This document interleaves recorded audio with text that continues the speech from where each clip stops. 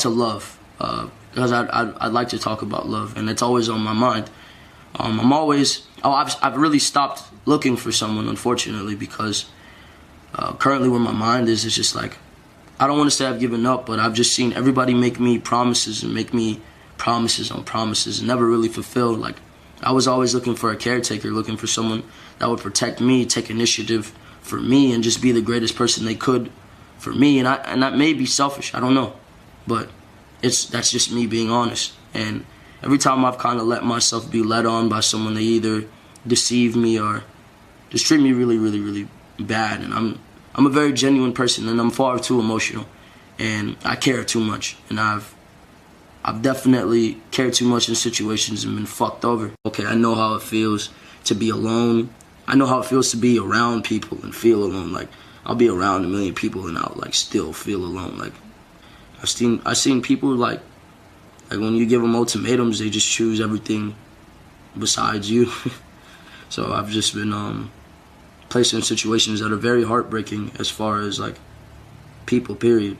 Okay, so my current focus is creation and evolution. No matter whether you realize it or not, every day you evolve. Every day you create. You create in thought, you evolve in mind, you evolve as far as your age, you evolve physically, mentally. If you are evoluting physically and you are not evoluting mentally, you are not doing the right thing. So for you guys, I want you guys to constantly be trying to evolve.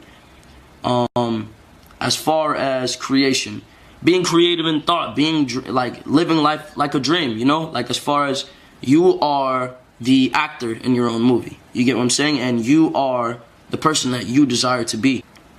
Like, it's better not to be a crazy motherfucker. It's better not, because I've went through that. There was a point where I wanted to be the villain, and it's not fun, bro. It's not fun. People it doesn't attract anything that you truly want.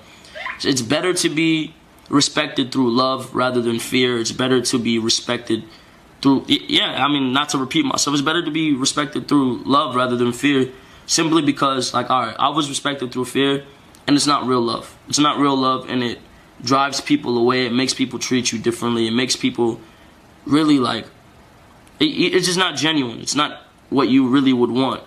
The key to love is compromise. The key to love is also loving yourself. Now, love is a very complicated thing. Look at love like a game. Everything is a game. Look at love like a game.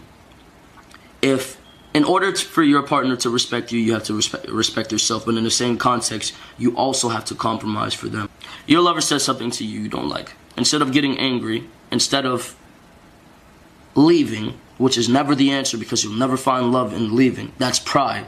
If you think with pride during your relationship, the shit won't work out, because then it'll just be an egotistical battle. As far as compromise, for one, don't put your pride in the fucking relationship. The shit doesn't work. It makes the shit harder than it needs to be. It makes it complicated. It makes everything hard. Do not put your ego in a relationship. Purpose. No one can create your purpose for you. No one can tell you who to be. There is no such thing. Well, sorry, there is no such thing. No one can tell you who to be.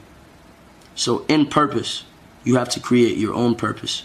And in evolution, you have to evolve towards that purpose. It's easier to live when you have goals to meet. You understand?